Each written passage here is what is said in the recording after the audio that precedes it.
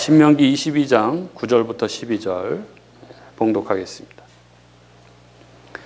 내 포도원에 두 종자를 섞어 뿌리지 말라. 그리하면 내가 뿌린 씨의 열매와 포도원의 소산을 다 빼앗길까 하노라. 너는 소와 나귀를 결의하여 갈지 말며 양털과 배실로 섞어 짠 것을 입지 말지니라. 너희는 너희가 입는 겉옷에 내 귀에 술을 만들지니라. 아멘. 네, 오늘 아침에 나오면서 보니까 벌써 아파트 단지에도 설악산은 많이 단풍이 들었다고 하는데 벌써 아파트 단지에도 단풍나무는 벌써 빨갛게 물들었고 일반 나무들도 막 노랗게 단풍이 들기 시작했는데 가을인 것 같습니다.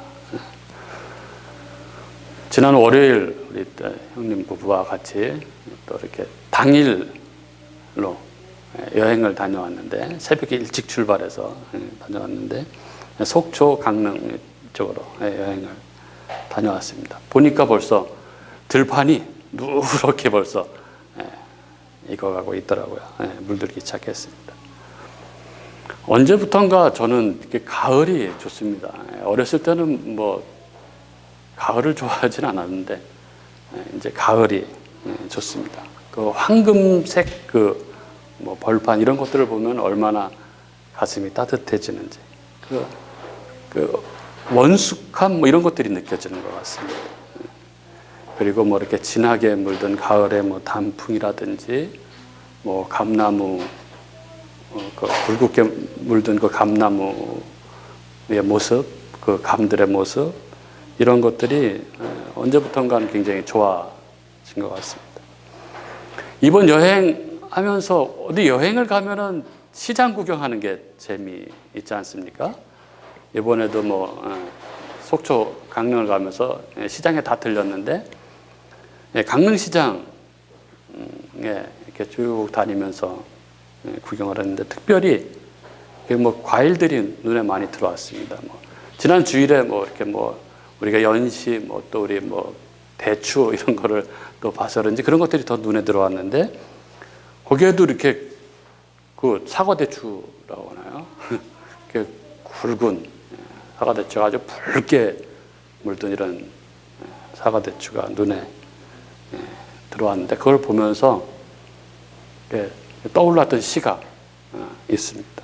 여러분들 잘 아실 텐데 대추 한 알이라는 시입니다. 장석주 시인의 대추 한 알 너무 유명한 시인데 기억을 한번 되새길 수 있도록 제가 한번 읽어드리도록 하겠습니다. 적의 저절로 붉어질 리는 없다. 저 안에 태풍 몇 개, 저 안에 천둥 몇 개, 저 안에 벼락 몇 개, 저 안에 번개 몇 개가 들어있어서 붉게 익히는 것일 게다. 저게 혼자서 둥그러질 리는 없다. 저 안에 무설이 내리는 몇 밤, 저 안에 땡볕 두어 달, 저 안에 초승달 몇 날이 들어서서 둥글게 만드는 것일 게다.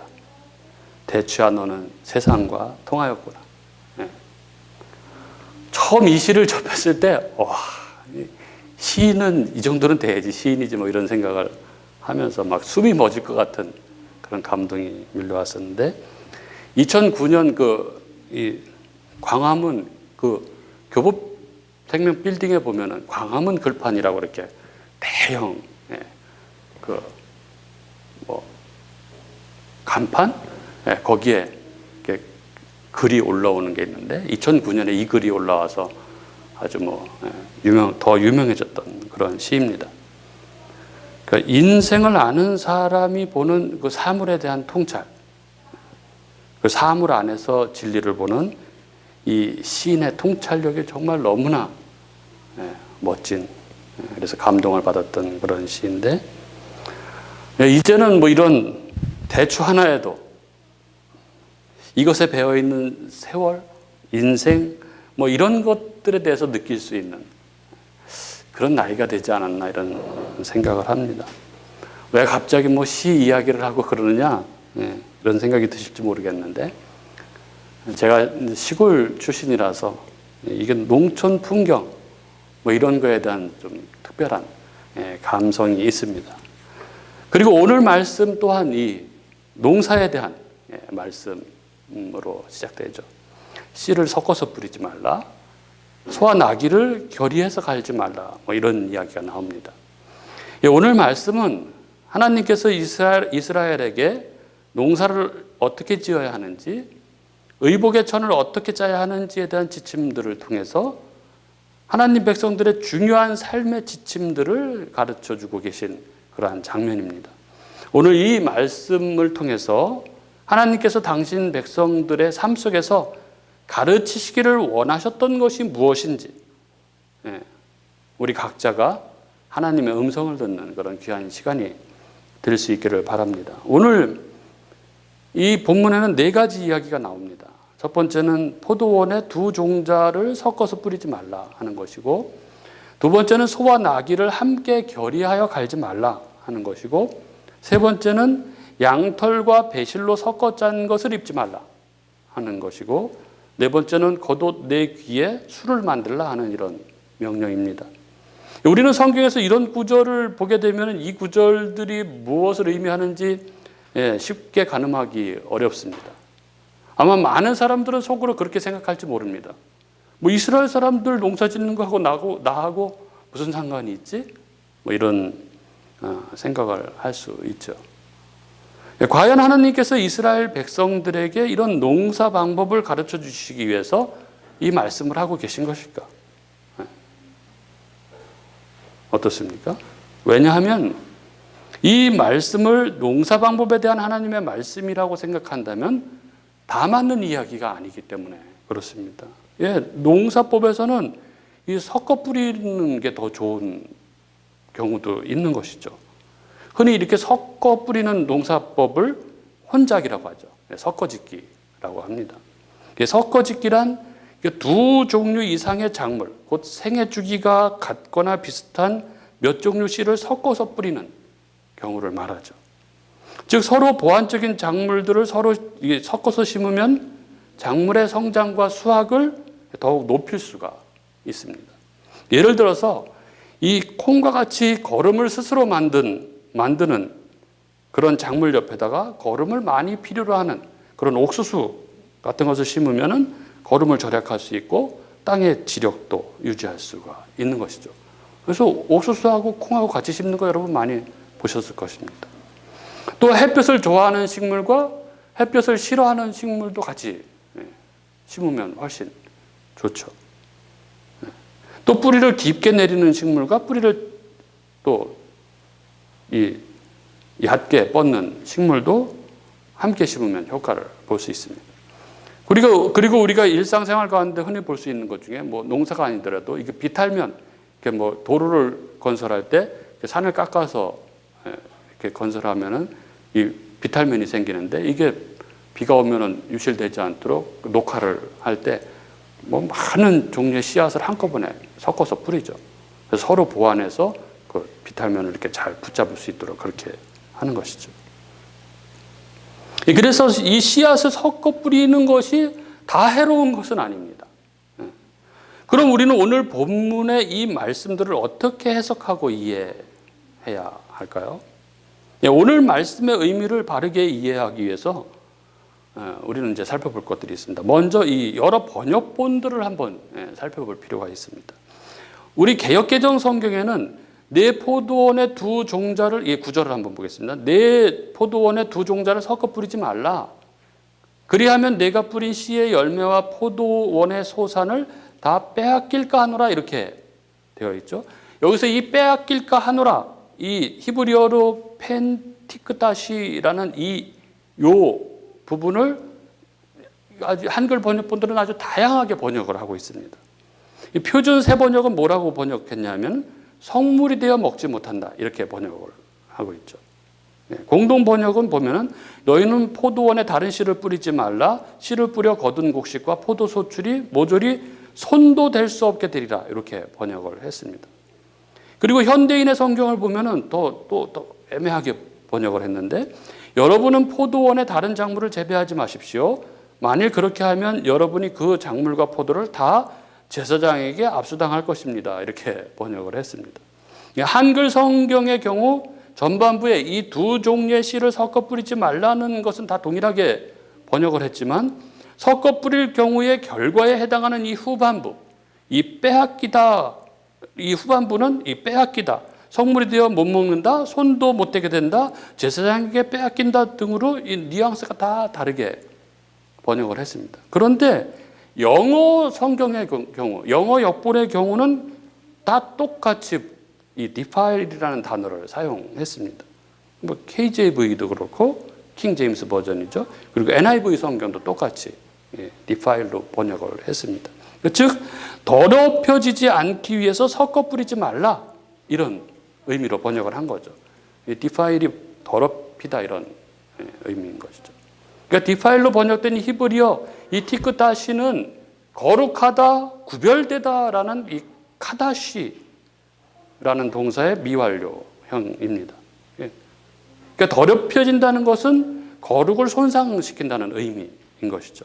따라서 이 부분의 의미는 대체로 이 섞어 뿌리는 것, 섞임은 거룩을 손상시키는 행위라는 전제가 있는 것입니다. 이 역본들을 살펴보면 이 말씀이 단지 농사 방법, 옷감 짜는 방법이 얘기가 아니라는 것이 분명하죠. 거룩과 관련된 이야기라는 것입니다. 그리고 신명기 25장에 이런 구절이 있습니다. 25장 4절에 곡식 떠는 소에게 망을 씌우지 말지니라 이런 말이 있죠. 이것은 뭐 소의 동물권을 위해서 하신 말씀이 아니라 사람에게 하시는 말씀입니다. 단지 소를 비유에 사용한 것이죠. 그래서 고린도전서에서 사도 바울이 이 구절을 인용하면서 이렇게 말하죠. 고린도전서 9장 6절부터 10절에 보면 어찌 나와 바나바만 일하지 아니할 권리가 없겠느냐? 누가 자기 비용으로 군 복무를 하겠느냐? 누가 포도를 심고 그 열매를 먹지 않겠느냐? 누가 양떼를 기르고 그 양떼의 젖을 먹지 않겠느냐? 내가 사람의 예대로 이것을 말하느냐? 율법도 이것을 말하지 아니하느냐? 모세의 율법에 곡식을 밟아 떠는 소에게 망을 씌우지 말라 기록하였으니 하나님께서 어찌 소들을 위하여 염려하심이냐? 오로지 우리를 위하여 말씀하심이 아니냐? 과연 우리를 위하여 기록된 것이니 밭 가는 자는 소망을 가지고 갈며 곡식 떠는 자는 함께 얻을 소망을 가지고 떠는 것이니라 이렇게 말하고 있죠. 이 말씀은 일꾼이 노동의 대가를 받는 것이 마땅하다는 이야기를 하고 있는 것이죠. 그리고 이것은 교회 공동체가 말씀 사역자의 생계를 책임져야 된다는 그런 이야기를 하고 있는 것이죠. 바울은 말씀 전하는 사역자였지만 고린도 교회로부터 경제적인 지원을 받지 않았습니다. 바울은 마땅히 받을 권리가 있으나 그 권리를 스스로 포기했다는 것이죠. 그리고 이것을 구약의 율법을 들어서 설명을 하고 있는 것입니다. 오늘 본문에서 하나님께서 포도원에 두 종자를 뿌리지 말라고 명령한 것이나 이 소와 나귀를 함께 결의하여 갈지 말라고 명령하신 것은 이 포도원에 있는 포도를 위한 것이나 소의 그 동물권을 위해서 그렇게 명령한 것이 아니라는 것이죠. 성경의 이 명령은 우리들을 위해서 쓰여진 것이라는 것입니다. 그럼 무엇일까요? 하나님께서 이러한 말씀을 통해서 우리에게 무엇을 가르치시려고 하신 것일까요? 첫째로 오늘 말씀의 이 중심 주제를 한번 우리는 살펴볼 필요가 있습니다. 우리는 오늘 말씀의 규례들이 모두 섞이는 것을 금지하는 것이라는 것을 금세 알아차릴 수 있습니다. 9절 말씀은 포도원에 씨를 뿌릴 때 두 종류의 씨가 섞이지 말게 하라 하는 것이고 10절에서의 이 예는 소와 나귀가 섞이는 것이죠. 그리고 11절 말씀은 양털과 배실이 섞이는 것입니다. 그리고 12절 말씀은 이 옷 네 귀에 뭐 술을 달라 이 말씀인데 이 뭐 뒤에 설명하겠지만 이 앞부분에 어떤 뭐 소결론 같은 역할을 하는 구절입니다. 하나님께서는 이스라엘 백성들에게 그들이 농사를 짓거나 가축을 가지고 일을 할 때 그리고 옷감을 짤 때 섞이는 것을 하지 말도록 명령하셨습니다.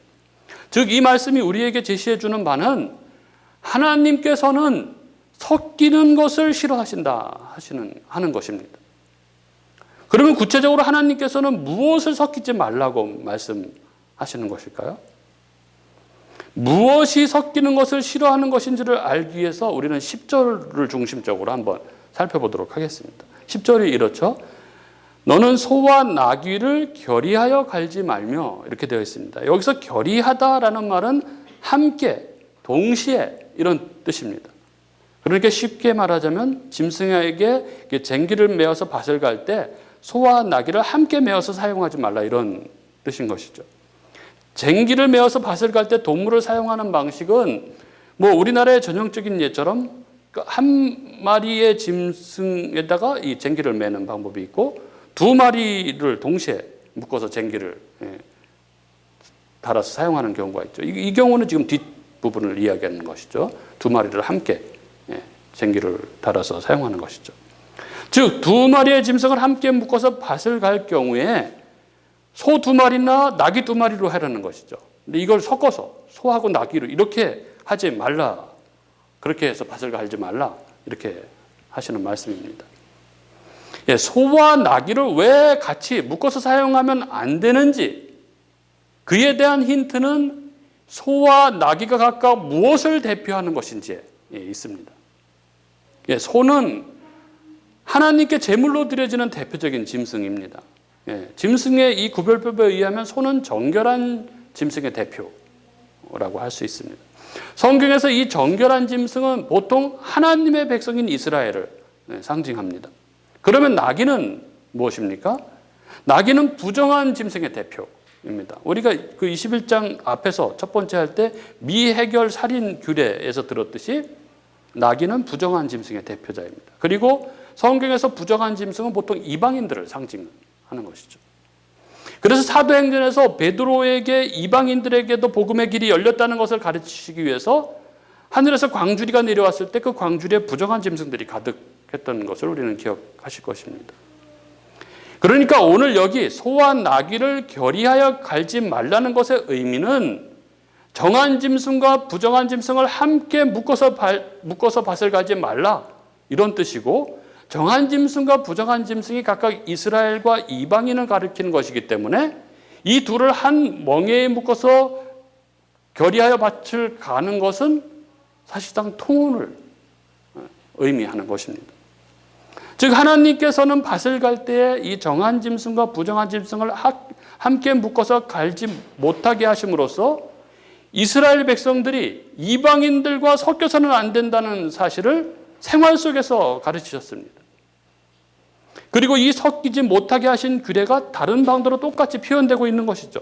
포도원에 두 종자를 섞어 뿌리지 말라, 천을 짤 때에 두 종류의 실을 섞어서 짜지 말라 하는 표현으로 사용된 것입니다. 이 모두는 이방인들의 통혼을 금지하신다는 것을 다양한 방식으로 설명을 하고 말씀을 하고 계신 것입니다. 그리고 고린도후서 6장 14절부터 16절 말씀은 정확하게 이것이 맞다, 이 견해를 반영하고 있죠.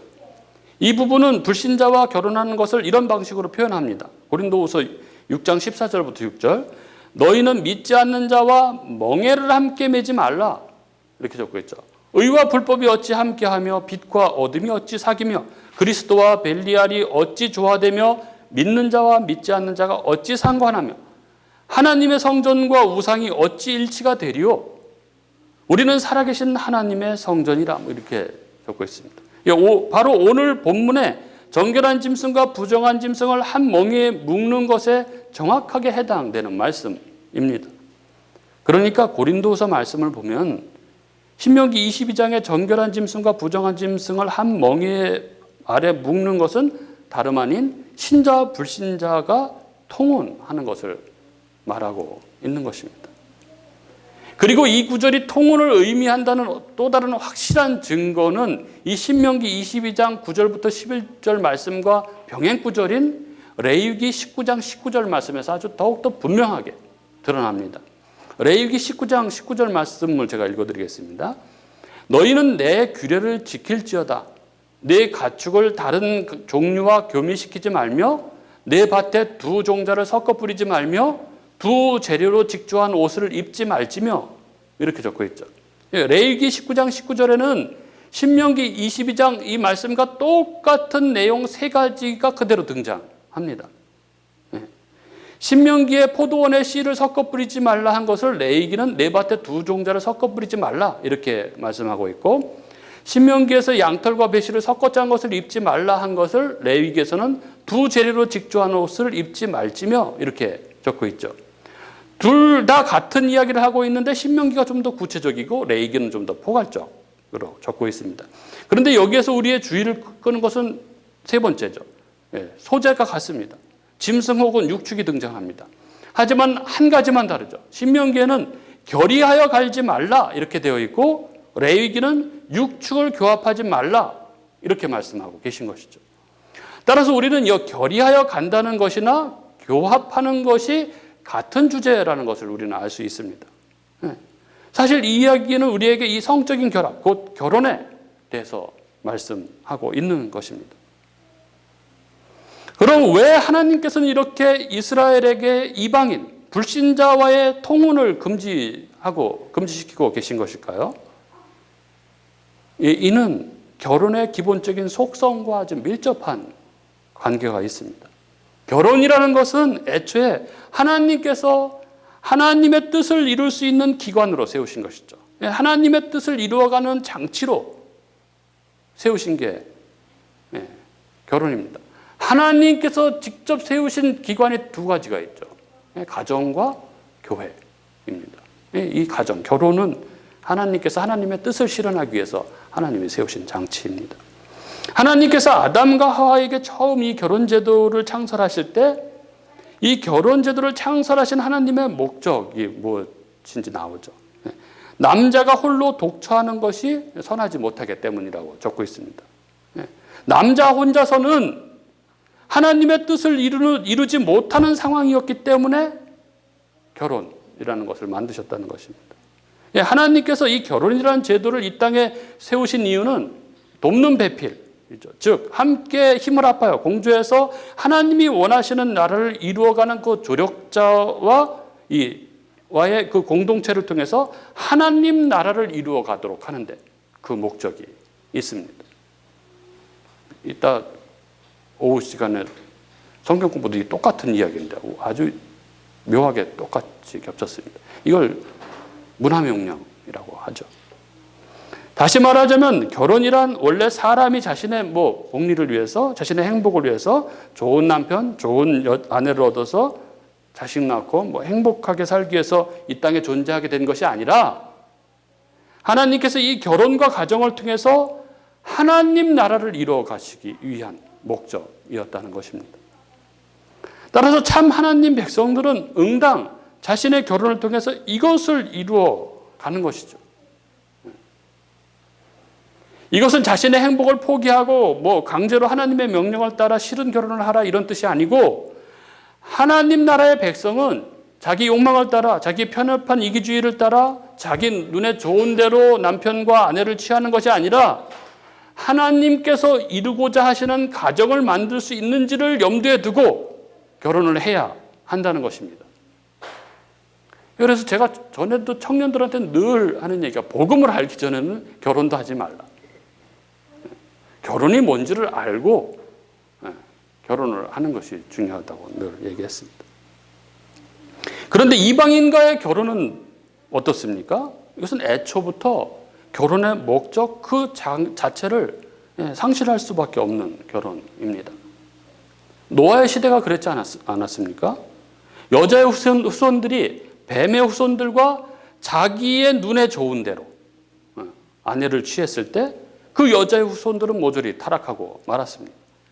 그리고 솔로몬을 필두로 한 이 이스라엘의 왕들이 이방 여인들과의 통혼했을 때 이 결혼은 하나님 나라 전체를 송두리째 무너뜨리는 그런 단초가 되고 말았던 것이죠. 그러므로 하나님 백성에게 이방인과의 통혼 문제는 무엇보다도 중요한 그러한 것이었습니다. 그래서 하나님께서는 나는 섞이는 것을 싫어한다 라고 표현을 달리해서 반복해서 이렇게 확실하게 못 받고 계신 것입니다. 이스라엘 백성들은 결혼에 대해서 생각할 때 다른 어떤 것보다도 하나님의 뜻, 하나님 나라의 건설을 막는 이 이방인들과의 통혼에 대해서 아주 심각하게 생각해야 했습니다. 그래서 하나님께서는 그들이 가나안에 정착해서 생활할 때 그들의 일상적인 삶, 밭을 갈고 씨를 뿌리고 옷감을 짜고 할 때 하나님께서 섞이는 것을 싫어한다는 것을 배울 수 있도록, 삶 가운데 배울 수 있도록 이런 규례를 그들에게 주고 계신 것입니다. 그리고 마지막으로 이 소단원의 결론 부분에 해당되는 이 12절 말씀, 즉 하나님께서 당신 백성이 이방인들과 섞이는 것을 싫어하신다라는 말씀의 결론부를 이렇게 명령합니다. 너희는 너희가 입는 겉옷에 내 귀에 술을 만들지니라, 이렇게 적고 있습니다. 이게 무슨 의미일까요? 옷의 내 귀에 술을 만든다는 의미가 무엇일까요? 이 의미가 민수기 15장에 나옵니다. 민수기 15장 37절부터 41절에 이런 말씀이 있습니다. 여호와께서 모세에게 말씀하여 이르시되 이스라엘 자손에게 명령하여 대대로 그들의 옷단 귀에 술을 만들고 청색끈을 그 귀의 술에 더하라. 이 술은 너희가 보고 여호와의 모든 계명을 기억하여 준행하고 너희를 방종하게 하는 자신의 마음과 눈의 욕심을 따라 음행하지 않게 하기 위함이라. 그리하여 너희가 내 모든 계명을 기억하고 행하면 너희의 하나님 앞에 거룩하리라. 나는 여호와 너희 하나님이라. 나는 너희의 하나님이 되려고 너희를 애굽 땅에서 인도하여 내었느니라. 나는 여호와 너희의 하나님이라. 이렇게 적고 있습니다. 바로 이 구절이 신명기 22장 12절에 술을 만들라는 명령의 의미입니다. 민수기는 이 백성들이 대대로 그 옷단 귀에 술을 만들고 청색끈을 달도록 그렇게 명령하였는데 그 이유가 이 술을 너희가 보고 여호와의 모든 계명을 기억하여 준행하고 방종하게 하는 마음과 눈의 욕심을 따라 음행하지 않게 하기 위함이라고 그렇게 적고 있습니다. 즉, 이 옷의 술은 그것을 매일 볼 때마다 이스라엘 백성들에게 무언가를 기억하게 하는 그런 회고장치, 기억장치였습니다. 바로 그 옷단의 술을 보면 하나님께서 이렇게 하라고 명령하셨지라는 말씀이 떠올리게 하는 장치였던 것이죠. 그래서 실제로 생활 속에서 엄마가 옷을 만들 때 옷단 끝에 이 술을 달아주면서 엄마가 아이들을 이렇게 가르치는 것입니다. 하나님께서는 우리에게 이방인들과 통혼하지 말고 결혼을 통해서 하나님 나라를 이 땅에서 이루어 가도록 가르치셨단다. 이 옷술을 볼 때마다 너는 이 사실을 꼭 기억하도록 해라. 이렇게 이야기했을 것입니다. 그리고 그렇게 자란 아이들이 일을 하다가 공부를 하다가 길을 가다가 그 옷 끝에 단 그 술을 보면서 이 사실을 기억하는 것이죠. 하나님께서 이렇게 하라고 하셨지, 이런 거 하지 말라고 하셨지, 이렇게 기억하게 하는 역할을 하는 것이죠. 이게 오늘 본문의 이야기입니다. 이게 오늘 본문이 이야기하고 있는 결혼의 목적, 결혼의 중요성에 관한 것이죠. 사랑하는 우리 교우 여러분, 결혼은 너무나 중요한 것입니다. 부부는 너무나 중요한 것입니다. 여기에 하나님의 창조 목적이 있고, 여기에 우리에게 주신 하나님의 사명이 있고, 여기에 하나님의 오묘한 구원 경륜이 있습니다. 하나님께서 그것을 삶 가운데 가르치시기 위해서, 또 기억하도록 하기 위해서 이 규례를 주신 것입니다. 지난 금요일 밤 8시 넘었는데 우리 배성모 교우께서 다른 2명과 세 분이서 카페에 오셨습니다. 근데 한 분은 처음 보는 분이에요. 한 분은 대표고 한 분은 모르는 분이 오셨는데 설명을 해주더라고요. 따로 이쪽에 오셔가지고 제주도에서 생활하고 계신 분인데 이혼 때문에 올라오셨다고. 그래서 원래 밝으신 분인데 어둡다고. 그런 얘기를 들었는데 그러면서 이제 결혼이라는 거, 가정이라는 거, 부부라는 것에 대해서 잠시 여기서 둘이 따로 이야기를 나누었습니다. 제가 늘 행복한 가정, 행복한 부부 생활에 대한 이야기를 늘 하는데 남자의 역할에 대해서 많이 이야기를 합니다. 그러니까 집안일은 다 내 일이다, 이렇게 생각해라. 나 만나기 전에 얼마나 꿈이 많았겠냐. 결혼하면 이렇게 행복하겠지. 막 이런 꿈이 얼마나 많았겠냐. 아내를 보면 얼마나 치근하냐. 그런 꿈이 있었는데 지금은 어떻겠냐. 그러니까 다 해주라. 해줄 수 있는 건 다 해주라. 이렇게 이야기를 했습니다. 그렇게 뭐 아내가 있고 자식이 있고 한 게 얼마나 감사하냐 뭐 이런 얘기를 나눴는데, 그러자 우리 배성물 교육께서 목사님은 사모님하고 부부싸움 같은 건 안 하시죠? 이렇게 이야기를 하더라고요. 그래서 제가 거의 안 합니다. 이렇게 대답했는데 왜 안 했겠습니까? 결혼 초기에 제가 눈 뜨자마자 아침밥 안 줘? 뭐 이렇게 얘기를 해서 기겁을 했다고. 저희는 이렇게 뭐 초창기에 많이 많이 다투지는 않았지만 다툰 거에 거의 대부분은 먹는 것 때문에 그랬습니다. 왜냐하면 저는 늘 국물 있는 거, 이게 아침부터 국물 있는 따끈한 밥, 이거를 늘 이렇게 그렇게 먹고 자랐는데, 그게 뭐 안 되면 좀 짜증이 나고 이제 그러는 거였죠. 근데 지금은 이제 문제가 안 되죠. 지금은 해주면 고맙고, 뭐 바쁜 것 같으면 제가 차려 먹고 뭐 그러는 거죠. 왜냐하면 이제는 알죠. 왜 하나님께서 가정을 주셨는지, 왜 부부로 묶어 주셨는지를 압니다. 부부는 하나라는 것을 아는 거죠.